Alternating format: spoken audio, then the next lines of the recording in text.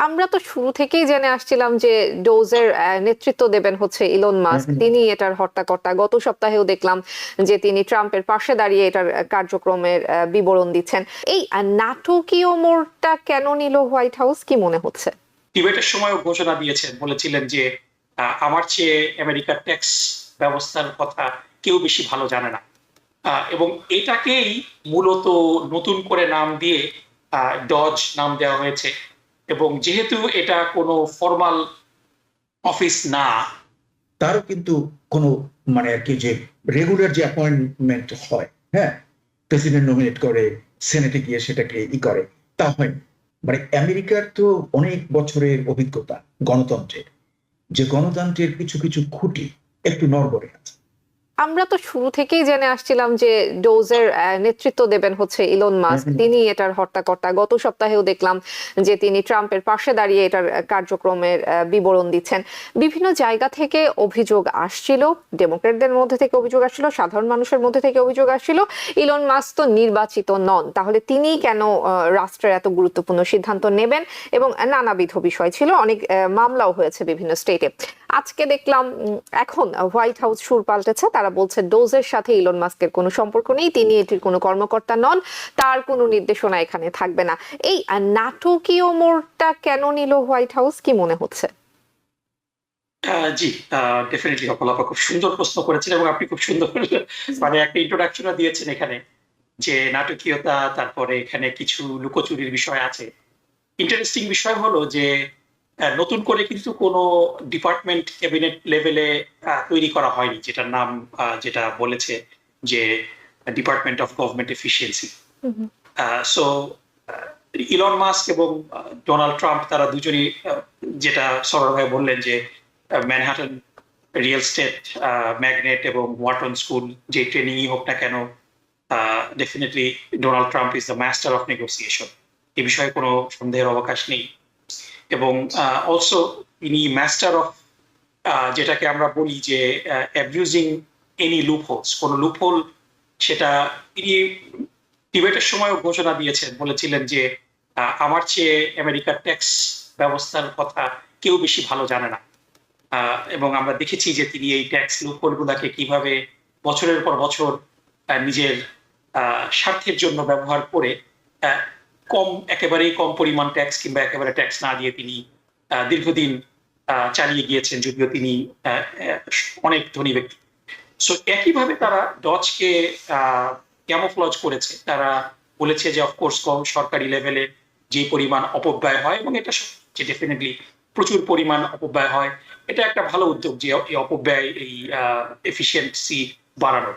কিন্তু এটা কিন্তু নতুন কোনো কিছু তারা তৈরি করেনি। আমরা যদি দেখি যে 2014 সালে প্রেসিডেন্ট ওবামা যখন অফিসে ছিলেন, তখন তিনি বিভিন্ন অফিসে ডিজিটাল ক্যাপাবিলিটি বাড়ানোর জন্য একটা সংস্থা করেছিলেন, এবং এটার মূল টার্গেট ছিল যে healthcare.gov ওয়েবসাইট, যেটা মেডিকেয়ারের ব্যাকবোন ছিল, এটার বিভিন্ন অসুবিধা হচ্ছিল, এটাকে বেসিক্যালি স্ট্রিমলাইন করা।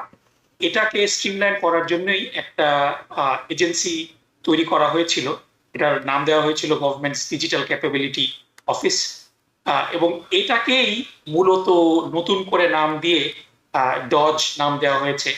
এবং যেহেতু এটা কোনো ফর্মাল অফিস না, এবং এটা মূলত অফিস অফ ম্যানেজমেন্ট এবং বাজেটের আন্ডারে, কিন্তু এটা ঠিক আন্ডারেও না, যেহেতু এটা টেকনোলজি এবং সফটওয়্যার নিয়ে কাজ করে, গভর্নমেন্টের বিভিন্ন এজেন্সির উপরে এটার জুরিসডিকশন আছে। এই বিষয়টাকে, এই গ্রে এরিয়াটাকে ডোনাল্ড ট্রাম্প এবং ইলন মাস্ক একেবারে আর্টের লেভেলে অ্যাবিউজ করছেন। এবং আমেরিকার আইনগত ভিত্তির একটা বড় বিষয় হলো বেতন নেওয়া, বেতন না নেওয়া।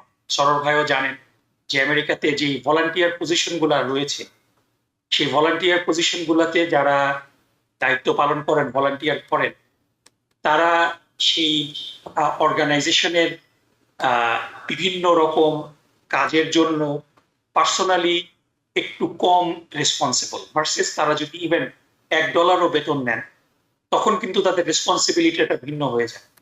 সো এখানে মজার বিষয় হলো যে ইলন মাস্ক তো বিলিয়নিয়ার, তার প্রায় $250 বিলিয়ন উপরে। It is increasing and decreasing everyday depending on Tesla stock price. So তার তো আসলে বেতন নেওয়ার দরকার নেই, তিনি বেসিক্যালি ভলান্টিয়ারলি এই কাজটা করছেন। সুতরাং কাগজে কলমে IRS এর ডকুমেন্টে ইলন মাস্ক কিন্তু এমপ্লয়ি না বিশেষ, বিকজ তিনি কিন্তু কোনো বেতন নিচ্ছেন। এবং এই ডিপার্টমেন্টের মেকআপটা এমন ভাবে প্রেসিডেন্ট ওবামা করে গিয়েছিলেন, যেহেতু অ্যাক্রস ডিপার্টমেন্ট বিভিন্ন সফটওয়্যার অ্যাক্সেস দরকার ছিল, সেই চেক অ্যান্ড ব্যালেন্সটা এফিসিয়েন্সির কারণেই রাখা হয়নি এখানে। সো সেটার সুযোগ এলন মাস্ক নিচ্ছেন, কারণ এই ডিপার্টমেন্টের অ্যাপয়েন্টমেন্টও, যেহেতু এটা একটা ফর্মাল ডিপার্টমেন্ট না এবং এটা কোনো ক্যাবিনেট পজিশনও না, এটার কনফার্মেশনও সিনেট থেকে দরকার হয় না। এবং যেহেতু এটার বাজেটও একটু হাইব্রিড মেথডে, এটার বাজেটটাও কংগ্রেস থেকে আসবে না। সুতরাং এটা একটা খুব ভরসাপূর্ণ একটা বিষয়, এবং এখানে এই জন্যই সবচেয়ে বড় কনসার্নটা সবার কাছে, যে আমাদের আইন প্রশাসনে অ্যাকাউন্টেবিলিটি এবং চেক অ্যান্ড ব্যালেন্সের ব্যাপারটা সব জায়গায় রয়েছে। Even president is also accountable. প্রেসিডেন্টের যে খরচ, যে বাজেট, সেটা কংগ্রেস অ্যাপ্রুভ করে। সুতরাং এই সমস্ত জায়গা থেকে শুধুমাত্র একটা ছোট্ট লুপহোল বের করে একটা ডিপার্টমেন্টকে আনচেকড অথরিটি দেওয়া হচ্ছে, এবং তিনি তার খুশি মতো বিভিন্ন ডেটা অ্যাক্সেস করছেন, এবং এটা নিয়ে কিন্তু লসুট হয়েছে। এবং এই লসুটটা আজকে ব্লক হয়ে যাওয়া, এটা মেইনলি ডেটা অ্যাক্সেসের যে পারমিশন, সেটা ব্লক করে দেওয়ার যে লসুটটা হয়েছিল, সেটা ব্লক করে দেওয়া যারা গভর্নমেন্ট অ্যাকাউন্টেবিলিটি নিয়ে কাজ করছেন তাদের জন্য একটা বড় সেটব্যাক। আমি জানি না এটার বিরুদ্ধে অ্যাপিল ডেফিনেটলি করা হবে। সো রিগার্ডলেস, আমি যেটা মনে করি যে সময় সাপেক্ষ হলেও, যেহেতু সুপ্রিম কোর্ট এখনো পর্যন্ত ডোনাল্ড ট্রাম্প অ্যাপয়েন্টিদের দ্বারা nominated, at the end of the day সেই জায়গাতে হয়তো Donald Trump might get a pass, কিন্তু অ্যাটলিস্ট আমরা আশা করেছিলাম যে 1-2 বছরের এই লিগাল প্রসেসটা উইল প্লে আউট। কিন্তু শুরুতেই যেভাবে এই লসুটটাকে ব্লক করে দেওয়া হলো, এটা সবার জন্যই একটু ডিসঅ্যাপয়েন্টিং। কারণ আমেরিকাতে এগেন কোনো জায়গাতেই আনচেকড কারো অথরিটিটা থাকাটা উচিত না। এবং যেটা আমি শুরুতেই বলেছি, যে অবশ্যই সরকারের বিভিন্ন জায়গায় অপচয় হচ্ছে, এই অপচয় রোধ করা, এফিসিয়েন্সি বাড়ানো, এটা কিন্তু সবাই চায়। কিন্তু এটা যদি একতরফা ভাবে হয়, এবং এখানে যদি রাজনৈতিক এজেন্ডা এবং আদর্শ এজেন্ডা বাস্তবায়ন করা হয়, এবং এটার কোনো অ্যাকাউন্টেবিলিটি না থাকে, তখন বিষয়টা অনেক কোয়েশ্চেনেবল হয়ে যায়, এবং এখানে অনেক ধরনের কনফ্লিক্ট অফ ইন্টারেস্টও চলে আসছে। যে ডোনাল্ড ট্রাম্প নিজে এবং ইলন মাস্ক এবং তার ব্যবসায়ী বন্ধুরা, তারা কিন্তু কেউই তাদের যে বিজনেস ইন্টারেস্ট, সেটা কিন্তু ব্লাইন্ড ট্রাস্টে কিন্তু হ্যান্ড ওভার করেনি। ডোনাল্ড ট্রাম্পও তার সন্তানদেরকে এটা ট্রান্সফার করেছেন, which is not a blind trust. So অনেক ধরনের কনফ্লিক্ট অফ ইন্টারেস্ট এখানে হচ্ছে। আমরা দেখেছি যে অলরেডি যে ট্রাম্প এবং তার স্ত্রীর নামে অলরেডি একটা মিনি ক্রিপ্টোকারেন্সি তৈরি হয়েছে, যার মাধ্যমে ট্রাম্প ফ্যামিলি অলমোস্ট $20 বিলিয়ন কাছাকাছি ওয়েলথ ইনক্রিজ করেছে। সো এই বিষয়গুলো কিন্তু পরিষ্কার কনফ্লিক্ট অফ ইন্টারেস্টের মধ্যে পড়ে। সো কথাটা সুন্দর যে গভর্নমেন্টকে এফিশিয়েন্ট করতে হবে, অপচয় কমাতে হবে, কিন্তু এই বিষয়টা যাচাই বাছাই করার যদি সুযোগ না থাকে, তখনই কিন্তু সেই স্বেচ্ছাচারিতার দুয়ার মুক্ত হয়ে যায়। সেটাই সবাই সন্দেহ করছেন, এবং সেটাকেই সবাই বন্ধ করার চেষ্টা করছে। জি, এবং আমরা শুরু থেকে ভেবেছিলাম যে একতরফা ভাবে আসলে ডোনাল্ড ট্রাম্প কিছু করতে পারবেন না। যদি কিছু করতে যান, ডেমোক্রেটরা রয়েছে কিংবা সাধারণ মানুষ রয়েছে, তাদের ইচ্ছার একটা প্রতিফলন হয়তো বা বিচার বিভাগে যে হবে। কিন্তু আমরা এখন দেখছি বিচার বিভাগও অনেক ক্ষেত্রে ডোনাল্ড ট্রাম্প এবং তার সহযোগীদের সুরে কথা বলছে। এক ধরনের শঙ্কা কিন্তু থেকেই যায়। Professor doctor Mostafa Sarwar. হ্যাঁ, মানে সবচেয়ে ইন্টারেস্টিং যে জাজ ওই স্যুটটাকে, মানে যে সিভিল স্যুটটা যে আসছিল, সেটাকে যে ব্লক করে দিয়েছে, সেই জাজ কিন্তু ওবামার অ্যাপয়েন্টেড জাজকে। মানে মানে আমাদের বুঝতে হবে যে ব্যাপারটা কিরকম হচ্ছে। উনি কিন্তু মানে মানে হোয়াইট, যাদের প্রতি আমরা জানি যে ডোনাল্ড ট্রাম্পের খুব হার্ডকোর, উনি কিন্তু হোয়াইটও না। উনি অনেকটা মানে কি আপনি বলতে পারেন যে মিক্সড, গায়ের রংটা একটু ইসে, কিন্তু মানে আমেরিকার ডেফিনেশন উনি পড়বেন কৃষ্ণাঙ্গ গ্রুপের ভেতরে, এবং উনি ওবামার অ্যাপয়েন্টে, কিন্তু উনি কিন্তু ডোনাল্ড ট্রাম্পের পক্ষে ভার্ডিক্ট দিলেন। এখানে আমি নকিব যে একটা কথা বলেছি খুবই গুরুত্বপূর্ণ, যে একটা যে অর্গানাইজেশন করেছিল ডিউরিং ওবামা, ওখানে যে মহিলা ছিলেন ইনচার্জ, তারও কিন্তু কোনো মানে আর কি যে রেগুলার যে অ্যাপয়েন্টমেন্ট হয়, হ্যাঁ, প্রেসিডেন্ট নমিনেট করে, সেনেটে গিয়ে সেটাকে করে, তা হয়নি। কিন্তু ওই মহিলা যে ক্ষমতা ব্যবহার করতেন সেটা ছিল আউট অফ প্রপোর্শন, মানে একদম মানে সিনিয়র ক্যাবিনেট লেভেলে তার পাওয়ার ছিল। কাজে ডোনাল্ড ট্রাম্প এবং তার company they are following the same thing, তারা ওটাকেই ব্যবহার করছে। তবে যে এর আমরা যেটা ভাবছি যে এতে মানে কি ডেমোক্রেটিক পার্টি কিংবা অন্যান্য যে গ্রুপগুলো আছে, American civil liberties union and such, এদের যে বিভিন্ন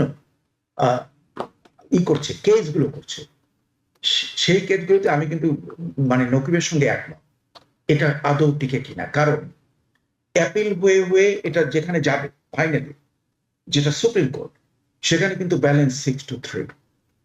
কাজে সেই ব্যালেন্সে 6-3 ব্যালেন্সে এটা ডোনাল্ড ট্রাম্পের পক্ষে যাওয়ার সম্ভব। In other words, Donald Trump মানে আমেরিকার তো অনেক বছরের অভিজ্ঞতা গণতন্ত্রের, কিন্তু আমি এর আগের অনুষ্ঠানে আপনাকে বলেছিলাম যে গণতন্ত্রের কিছু কিছু খুঁটি একটু নড়বড়ে আছে।